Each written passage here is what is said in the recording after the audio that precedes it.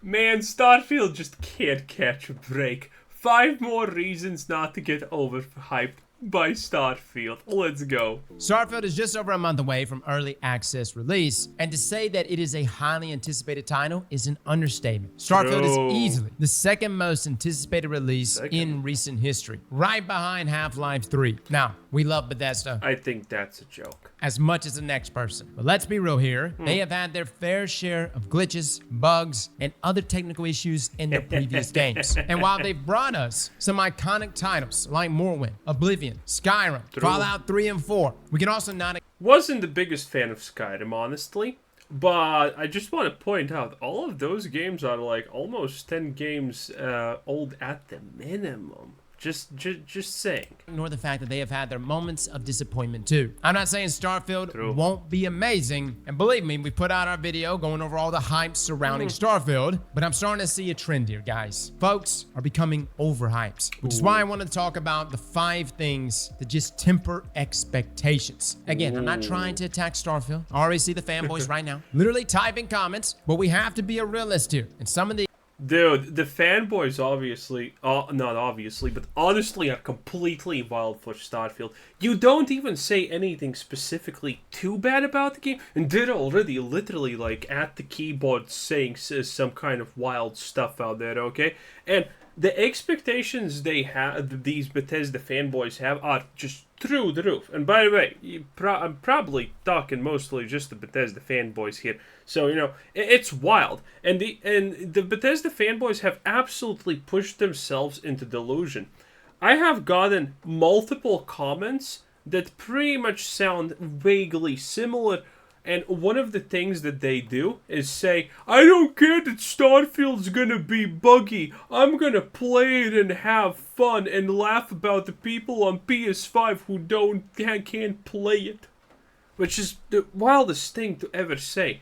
These people are literally en masse already admitting and completely being fine and coping with the fact that the game's gonna most likely be a buggy mess as per usual per Bethesda standard, because everything Bethesda makes is a buggy mess, no matter which who makes it. Okay, if Bethesda has its name on it, it's gonna have 300 trillion bugs in the loading screen alone. Okay, but yeah, it's like people are already like at super cope levels. Oh, I don't care. It's gonna be a buggy mess that doesn't work practically. I'm gonna still love it, which is.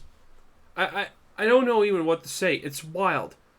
The fact that you have already like made some kind of mental contract with Bethesda that you're gonna love the game no matter what, and no matter how buggy of a mess it's gonna be, because everyone knows it's gonna be a buggy mess.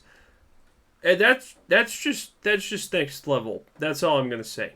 These are quite concerning. Starting with number 1, 30 FPS on Xbox Series X and S. During an interview with IGN's Ryan McCaffrey, following the debut of the Starfield Direct, acclaimed game director Todd Howard revealed to the world that Starfield would be locked at 30 frames per second. Or well, it would be if you were planning on playing the game on Xbox. PC gamers, of course, will be fortunate enough to not have any such restriction. Todd's exact... That's probably a lie.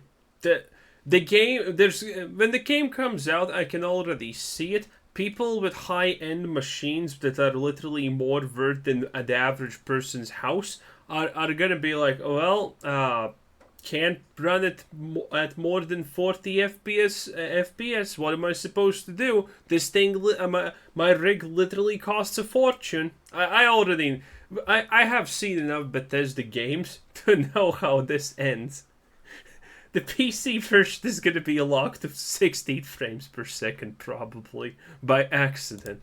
Exact words were, quote, I think it'll come as no surprise given our previous games. What we go for. Always these huge open worlds, fully dynamic, hyper detailed, where anything can happen. And we do want to do that. It's 4K on the X, 1440 on the S, but we do lock it at 30 frames per second. We do want that fidelity. We want all that stuff. We don't want to sacrifice any of it. Now, on June the 22nd, Todd... Yo, that's Todd... At first, I didn't see even the fact that it says Todd Howard here. I was like reading along, then I was like, wait a minute, This sounds like pure Todd Howard bullshit. This sounds like classic Todd Howard lies. It's not. And it turns. And then I read the name, it's Todd Howard. 10 out of 10. I mean, say what you will. Todd Howard is a great con man at the end of the day. He will lie with a straight face and a smile on his face about literally anything the man sells. And considering he knows you're buying, he's probably not going to smile honestly at you. This is absolute insanity. Dude, so you could probably make an AI to write Todd Howard type of lieful speeches. It's insanity. Now, on June the 22nd, Todd appeared as a guest on the Kinda Funny Xcast, where he was asked about the Creation Engine 2, the latest iteration of the engine that the Elder Scrolls and Fallout series run on, and whether or not the team at Bethesda had ever considered compromising some of the major visual fidelity features to have performance mode. Todd had this to say. We never looked at taking features away. Our focus is on delivering all of that. Obviously, we've seen all those comments, and ultimately, look, we boil it down to we wanted the consistency. Game is running great, but we don't want players to ever think about it.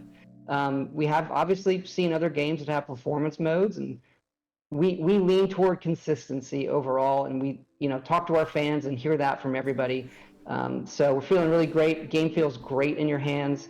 And I would say, look, developers know this, but there are things that you can do to make that look and feel great. Things like motion blur, how fast the game refreshes. No one likes motion blur. If you like motion blur, you probably should learn to, use ropes and trees together. Or reacts to a controller input. All of those things matter to something feeling great. And I can honestly say this is the best feeling game that we've had.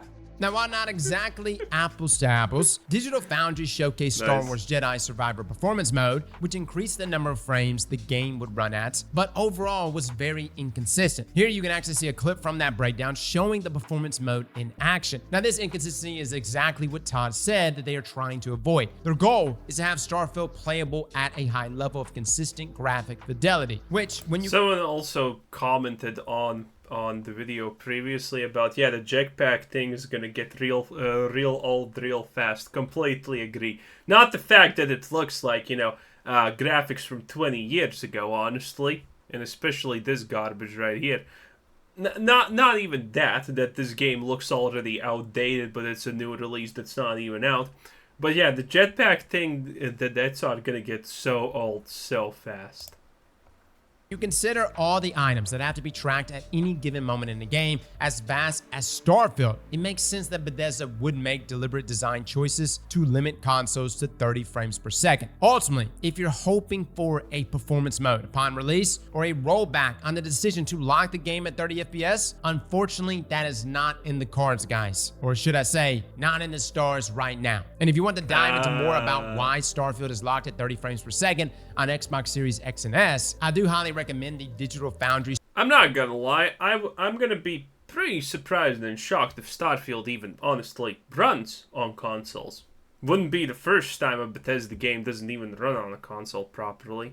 Starfield tech breakdown video if you're interested in the more techie details. With that being said though, does that mean this game is going to be dead on arrival just because it's at 30 FPS? Absolutely not. Obviously in the running right now for Game of the Year is Tears of the Kingdom, and that game too is at 30 FPS, and in some cases got even lower than that. With that being said though, as gamers we do want to experience that sweet 60 FPS, especially in 2023, and some of our PCs out here can run it even better than that. Personally guys, we rock Starforge System, who has an incredible lineup of PCs with in-house finance. Bruh, this is overpriced garbage, and everyone who tries to talk about it being overpriced garbage gets banned on every forum, every Reddit, everywhere. Don't buy it. Like, overpriced garbage. Yes, we are partnered with Starforge. Yes, this is somewhat of an ad right now that was actually not even intentional, but I will say this, guys. A game like Starfield does not come around often. And in my opinion, if you've got the cash or the ability to finance one of these PCs, experiencing Starfield at high resolution, at maximum... Hey, he's right. If you have the cash, then well, Hey, if you have a lot of cash, it doesn't matter if you're buying overpriced garbage. Frames. That is the experience I want. And personally, guys, nothing... It's overpriced, but it does work. gets me more aroused than whenever I get a new PC, I load up a favorite game of mine, and I max out those graphic settings, right? To see everything in Ultra? Oh, now number I'd call that a personal issue, though. 2. This one was a concerning one for myself. Only 10% of the planets will have life. Now, during his interview on the Kinda Funny Xcast, while answering a question about how Bethesda approached the creation of the massive 1,000 planets available in Starfield, Todd revealed that only 10% procedurally generated garbage. You're gonna go to a planet, and the experience, 99% of Starfield's experience is going to be like the experience of Fallout 76 when you're running from an objective to an objective over the distance of a map. Like, you're going to see like a thing while running, but nothing really noteworthy, nothing really interesting. And that's going to be most likely Starfield with the procedurally generated garbage. 10% of those planets will feature life. Here's the full quote. We view it as giving you. When you look at a system, here's the menu of things you can do. And like science, we're pushing in about 10% of those planets having life on them. We're pushing it to the edge of what planets are in that Goldilocks zone versus planets that have resources. Now, for those who are wondering what the Goldilocks zone is, let me break that down for you real quick. There's a certain range from a system star that a celestial body must be in order for the building blocks of life to really flourish, similar to that of Earth. If the celestial body is too close or too far, life cannot evolve, or so we think. Jury's still out on that one, am I right? I'm not saying there's aliens, but you know. That was pretty accurate. Oh, I guess we got confirmation now that there's aliens. And you know, at the same time, we could come across an alien race at some point in the future that's like, yeah, we love it, 3,000 degrees Celsius. That's our favorite, man. Now, this also goes hand in hand with the NASA punk aesthetic, as Bethesda so aptly calls it, that the ships, suits, and general look of Starfield have. It's this idea that, yes, this is the future, and these things look cool, but mixed with that believable retro aesthetic pulled directly from the golden age of space travel. Oh, I never talked about the spaceship thing. I think it's gonna be undercooked. I think either the system is gonna be not fun to actually, do the combat in. It's gonna be super repetitive, or there's absolutely no danger, no challenge, or it's gonna feel super good. It's gonna be super well done, but there's not gonna be nearly enough encounters. Travel. Ultimately, it's a combination of both science fiction. Because again, the ship flying part is not the main part of the game. Futurism, and realism that lends credence to the believability of Starfield's universe. Oftentimes, when discussing this point of contention, Starfield is compared directly to that of No Man's Sky, which features huge swaths of procedurally generated galaxies teeming with tons and tons of life. The developers of No Man's Sky, Hello Games, took the idea of the Goldilocks zone and chucked it out the window. And that works for No Man's Sky, as essentially it's meant to be this open sandbox teeming with life. But Starfield, on the other hand, is taking a different approach, and in some ways trying to ground things in kind of semi-realism, or so they say. At the same time, this does not mean there won't be things to do on these lifeless planets. You may find outposts to raid, or caves to explore, maybe even a smuggler's hideout on one of the many different planets that is barren in regards to life, but could still be abundant in resources. So again, Starfield may have many similarities to games like No Man's Sky, but they are fundamentally different games, and that is why we should temper our expectations. Now, number 3, no vehicle or mount travel. In the same interview that Todd revealed, only 10% of the planets in Starfield would harbor life. I actually didn't think about it. This is the first time I hear about this. Wow, no vehicle travel. I guess vehicle travel is too much from Bethesda. They can barely make horses functional. But that's a shame. Actually, some kind of, scooter, I don't know, bike travel would probably be super cool and would be like a crazy, amazing addition to the game. That's a shame they don't have it. Wow. It would have fit in perfectly in. That would have been super cool. But Todd was also asked if there was some sort of vehicle or game mechanic allowing us to mount some sort of land transportation in the exploration of the universe. Like a slave human. Considering the massive scale of the game, it's a fair question. His answer? No, there's not. Todd continued, quotes, "We want to design it so it feels good on foot, but we do have the boost pack. And we do have skills for the boost pack. So the boost pack almost..." Okay, talent points. some of these talent points look better than Fallout 76. Some of these talent points look equivalent to Fallout 4. Some of these talents are more akin to New Vegas, and New Vegas is the golden standard that every Bethesda game should honestly try to strive for, which is never going to probably happen because that was not actually made by, Bethesda themselves. It was outsourced. Oof. So, yeah, the talents seem kind of okay. Some of them are better than others, but it doesn't seem deep enough. It doesn't seem big enough. It doesn't seem fun enough. There was, 5 trees difference? Which is kind of okay, I guess. But they're very rudimentary and basic for the most part. Which is kind of not great. There are some fun ones, but most of the time it seems like the talent tree is just not good enough, At best, the big talents are like Fallout New Vegas, and the other ones at best are Fallout 4, which is not great, and a lot of them are just 76 style nothings. Acts like this vehicle. Super fun, where you can fly through. Now, the revelation that there would be no method of land transportation other than your boost pack was met with general chagrin by the community. And considering the scope of the game, it's hard to fault them. Todd briefly mentions previous games. Hey, it has snipers and stealth, honestly. That's probably... Bethesda games, for some stupid reason, probably not even intentionally, have actually done good stealth. And I love being a stealth sniper or whatever. So, the fact that this game has sniper rifles...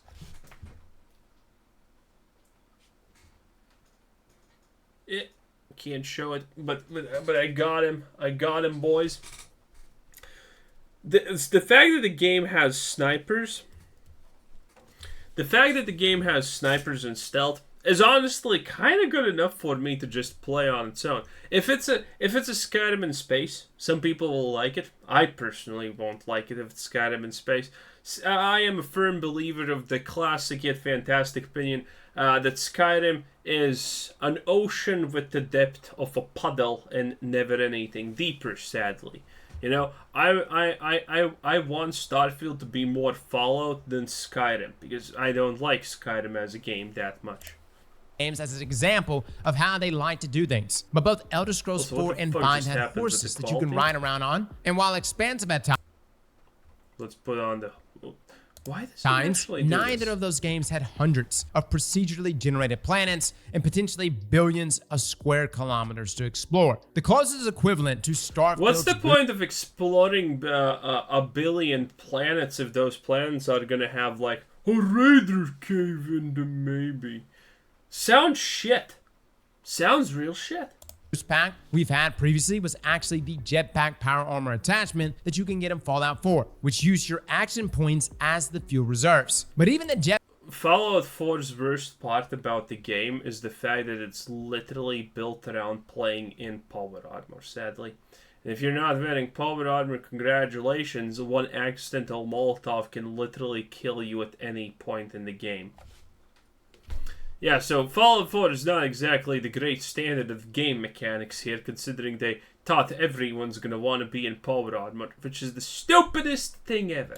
Jetpack from Fallout 4 felt sluggish to use, especially as a method of transportation around Fallout 4's world map. Now there will be skills, and if I had to guess, upgrades you can craft for your boost pack. Okay, let's actually read a couple of these skills, Okay, slightly increases the chance to recover from infections naturally. Oh wow, that's some Fallout 76 type of shit right there, boys. Next. Companions gain affinity 50% faster. Wow, what an absolute... Dude, the social tree is just lit, boys. I guess upgrades you can craft. Let's look at this. For your boost pack, that will probably see anything. Okay. You can create improved chems and research additional chems at research.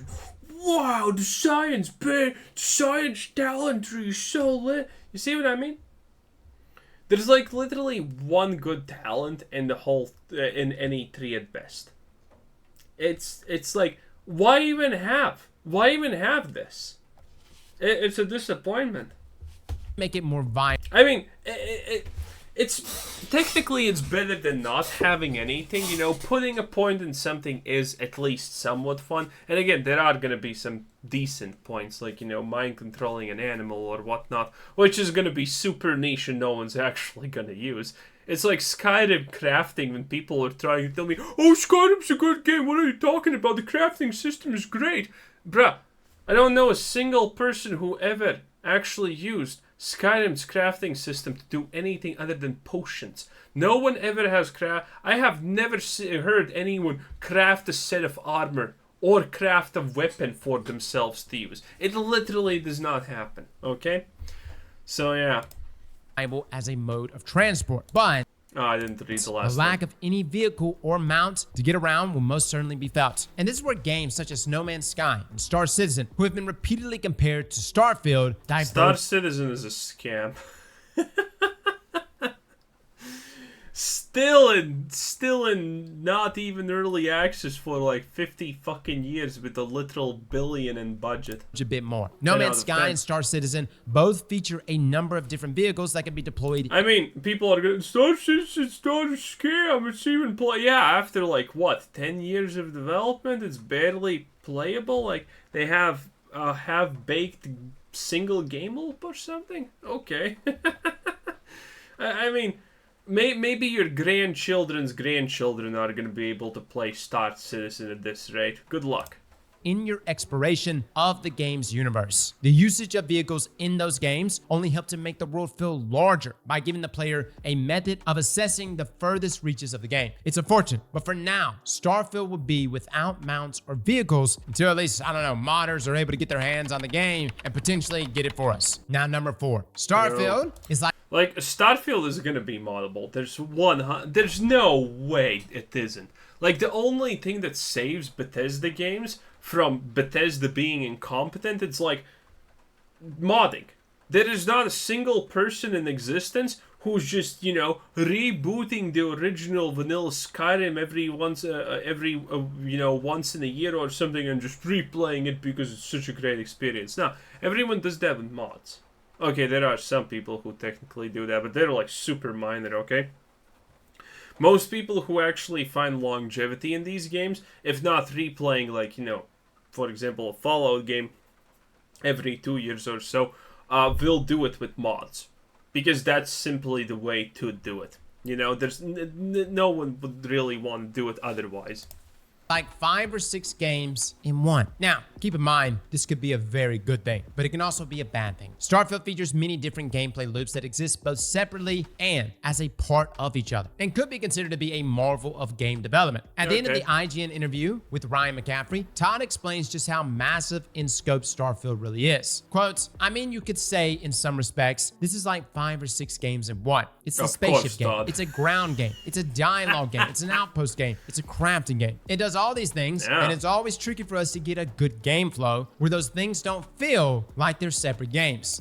I bet this is a settlement of the Minutemen needs help. They can weave in and out of them in a way that holistically creates something greater than the sum of its parts. And while yes, Starfield is massive in scope, the question that we need to be asking is, can Bethesda deliver on such an ambitiously large project? No. While previous Bethesda titles such as Elder Scrolls V, Skyrim, and Fallout 4 were able to deliver in their respective categories, Starfield takes the gameplay and game mechanics to a whole new level of complexity. This brings the phrase, jack of all trades, master of none. And we could potentially be in a scenario where Starfield is trying to be good at so many different things, but really just fails like it's gonna be playable like all Bethesda games. To excel at just one. Again, I don't think that's going to be the case, good but it enough. is possible. I love good RPG enough. games. I love space combats. I love that we're going to be able to fly our ship around. I love when dialogues actually... I want space hookers, not gonna lie. Give me my purple-skinned waifus with strange-looking heads and, you know, antennas I can suck on or whatever. Now that's what I'm talking about. Change the game, and your decisions greatly And if you don't like that idea, you have your priorities wrong. influence the course of your quests. And Bethesda has honestly pulled that off before in other games. So this is not necessarily a new concept. But with that being said, the scope here for Starfield is still much larger. And finally, number 5, we have to talk about the elephants in the room, guys. Fallout 76 and Redfall. Now, has there been improvements to Fallout 76? Yes. But at launch, Fallout... That's a lie. I played it 4 months ago, 3 months ago, or something like that. Game's still shit. Game's literal garbage. Don't play it. Don't buy it. Absolute boring, uninspired. Things clip through everything. The NPCs are literally brain damaged. Quest lines boring AF. Game's literally garbage. Do not play it. Fallout 76... No, actually, it is playable. Again, it's garbage, but it's just a playable game. Bethesda makes garbage, but all of that garbage is just playable, okay? It's true. It's like, they make shit after shit after shit, but it's playable. Except Redfall. That, I think, has absolutely no excuses. Like, the AI literally doesn't work, like, all the time. and Redfall flopped. And keep in mind, originally Starfield was slated for release on November the 11th, 2022. But of course it was delayed to the first half of 2023 with the quotes, "We want to ensure that you receive the best, most polished version of the game." Then Starfield was delayed almost 10 months later, with the launch date teaser trailer announcing that we would be getting our hands on Starfield on September the 6th of this year, which is the later half of 2023. Now, a couple things have happened. Redfall launched this past year, and it was pretty disastrous, with Fallout 76 launching in 2018, which was also very poorly received. So I completely understand. Very poorly received. There were literally YouTube channels that got a career out of making fun of Fallout 76 and how absolutely unbelievably poor that game was on launch and still is. Like, damn, boy. Why Starfield got pushed back. Some people have definitely questioned whether or not Bethesda still has it. Do they have the potential to still give us another banger like they have done before? Now, per Todd Howard, discussing the time spent... Like, I mean, Fallout 76 still hasn't fixed the problem where pressing tab, aka wanting to open them up, and pressing escape do the same things, which is open the fucking map. When I press escape, I don't want to open them up, Bethesda. No one wants to open them up, Bethesda. I want to open up quit game. But you open the map for some stupid reason. Following the delay of Starfield's release, quotes, "Given the scale of the game, if one thing is off by a percentage, that can escalate quickly. We've spent most of this last year playing the game a ton, over and over, making sure..." Dude, I don't think there's a single game that Bethesda has released where Todd Howard wasn't on in an interview saying, "Oh, we here at Bethesda played this game like 10 trillion hours. We love it. It's perfect." Sure it's balanced. It's as fun as possible. Honing systems and interface. Obviously bug fixing and all those things. And really getting it where we're sure and solid on what we're putting out there for everybody. So while yes, there's hope that Bethesda has learned from those previous launches, the truth of the matter is that no matter how much time the developers have spent playing their own game and investing in QA testing, there will be bugs. And honestly, probably a couple game-breaking bugs. But that doesn't squash the game for me. As crazy as that may sound, performance is important to me. Every now and then we run into bugs, even with Oh, and someone also pointed this out. This is for that part. Look at this. Look at the firing. Look at the firing. As that may sound. Look. Beep. Where is it firing from? Performance is important. It's just, if Bethesda can't do even these small things properly, why do you think they're gonna make the big things actually proper? This is such a small thing to change. Right? Just make the bullets come out of the right place. But they can't even manage to do that. Why do you think they're going to be actually capable of doing the more important things about the game properly if they fail the small things that should be super easy? To me, every now and then we run into bugs, even with well-polished games. But there has been a history here recently with games like Star Wars Jedi Survivor, Cyberpunk 2077, where the performance was just so bad upon release, which is probably why Bethesda is limiting Starfield if Starfield's performance is as bad as Cyberpunk 77, I will be so happy because that's gonna be hilarious. It's gonna be the best thing ever. Like if something comes out in the state of Redfall or Cyberpunk, it's like a godsend. Honestly, it's the best entertainment ever. Frames per second, 230. Or Diablo 4. With that being said, though, that's not going to be the thing that's going to kill Starfield. The thing that's going to kill Starfield is whether or not that game is going to possess the magic that previous Elder Scrolls titles and Fallout games had. There was a moment, a hook. For me, it was when I was playing Oblivion. There is a moment in those games where suddenly you become one with it. Starfield has got to have that. For me, it was the Dark Brotherhood guild in Oblivion. Dude, that entire quest line made me fall in love with that game. If Starfield can present us with that, well then, completely disregard this list. All right, guys, that is my thoughts on it. Just wanted to put out this video to temper expectations. We will be playing Starfield at launch. Okay, that's our boy. Atez Cross. I still don't know how I want to pronounce his name. I would call him just a Teezy, but that's too close to Arteezy, so I don't know about that. But anyway, this was Quizzer Thanks for watching. Subscribe if you haven't already, and be sure to explode in the comments. How dare you say bad things about Starfield? It's gonna be the best game in the universe. Blah, blah, blah, blah, blah.